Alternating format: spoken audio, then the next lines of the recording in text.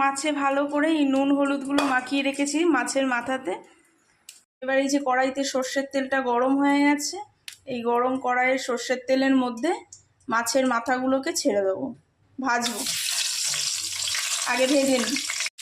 তো এই যে মাছের মাথাগুলোকে লাল লাল করে ভেজে নিতে হবে ভালো করে। তো এই যে মাছের মাথাগুলো ভেজে তুলে নিয়েছি, এবার তরকারিটা করব। এই যে প্রথমে কড়াইতে সর্ষের তেল গরম হচ্ছে, এবার এর মধ্যে আমি চটজলদি প্রসেসে দেখাবো, ঠিক আছে? আজকাল মানুষের হাতে অত সময় নেই। ওয়ার্কিং লেডিরা কিভাবে করবেন সেটা আমি দেখাবো, যারা বিগিনার্স। তো প্রথমে এই যে পেঁয়াজ কুচি ফোড়ন দেবেন, পেঁয়াজ কুচি সর্ষের তেলের মধ্যে দিয়ে এবার এই যে রসুন বাটা অল্প দিয়ে দেবেন। আমি আগের থেকে একটু নুন দিয়ে রেখেছি। এবার আলুগুলোকে ছেড়ে দেবো, গ্যাসের ফ্লেমটা স্লো করা আছে। আলুগুলোকে দিয়ে এবার ভাজবো। তো এই যে এইবার এই পাকা লঙ্কা, ধানি লঙ্কা, এগুলো তিনটেতেই অনেক ঝাল হবে, এটা দিয়ে দিলাম। দিয়ে এবার এটাকে ভালো করে ভাজবো এই মশলাটাকে। চলুন একটু ভেজে নিই। তো এই যে আলু পেঁয়াজগুলো এবার লাল লাল করে ভাজা হয়ে গেছে। এবার এর মধ্যে মশলা দেব, জিরে গুঁড়ো, হলুদ, ধনে গুঁড়ো, এবার হলুদ গুঁড়ো আর লঙ্কা গুঁড়ো দেবো। এই যে হলুদ গুঁড়ো, ধনে গুঁড়ো, জিরে গুঁড়ো, লঙ্কা গুঁড়ো আর টমেটো দিলাম, দিয়ে একটু কষাবো।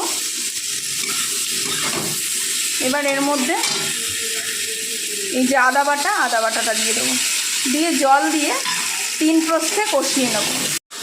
এই যে জল দিয়েছি, জল দিয়ে এবার ভালো করে কষিয়ে নেব যতক্ষণ মশলাটা তেল ছাড়বে, ততক্ষণ অবধি কষাতে থাকবো। কষিয়ে নিয়ে ফাইনাল জল দিয়ে ঢাকা চাপা দিয়ে দেবো সেদ্ধ হওয়ার জন্য। এই যে এবার ঢাকনা খুলে দিলাম, আলুটাও দেখুন সেদ্ধ হয়ে গেছে। এবার এর মধ্যে মাছের মাথা, আগে থেকে ভেজে রাখা মাছের মাথাগুলো দিয়ে দেবো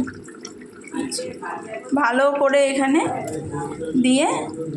এবার একটু ঢাকা চাপা দিয়ে, যাতে মাছের মধ্যে এই রস কাই গ্রেভিটা ঢোকে, সেটার জন্য একটু ঢাকা চাপা দিয়ে একটু ফুটতে দেবো। তো চলুন আবার আসছি। এই যে এবার একদম সব সেদ্ধ হয়ে গেছে, মজে এসছে, ফুটে গেছে।